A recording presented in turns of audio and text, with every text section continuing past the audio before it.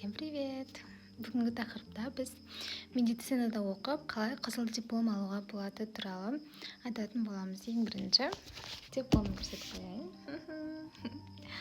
Бұл бәріне беріледі. Ал негізінде красный алған дипломды біз жалпы көк алсақ та красный алсақ та оны университет өзі алып қалады. Өйткені біз ары қарай тағы да 2 жыл интернатура оқуымыз керек.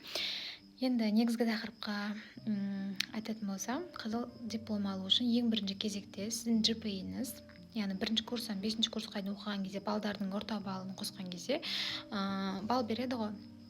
Сол 3/5-тен асуы керек.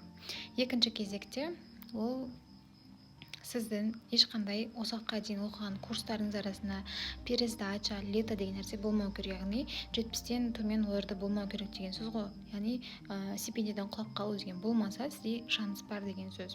Егер осы этаптың екеуі сізде болатын болса, екеуінен де өтсеңіз, енді 3-ші кезекте сіздің алдағы тапсыратын госэкзаменіңізге байланысты.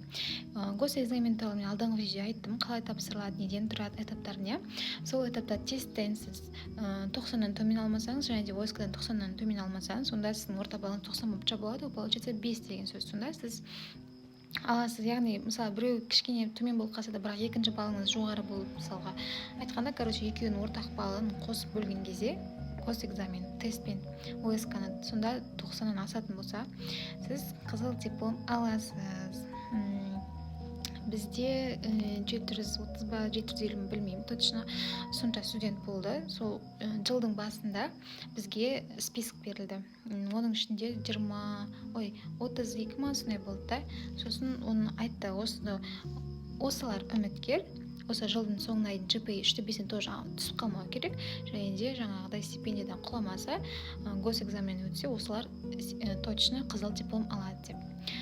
Құдайға шүкір, солай сентябрьде біз білдік үміткер екенімізді, жылдың соңында солай барлығын дұрыстап, экзаменнен құдайға шүкір бәрі өтті, 90+ алып, бәрі красный алды. Ондай красный екен деп, бірақ экзаменде қойып беру деген нәрсе болмайды, сондықтан да барынша дайындалыңыздар.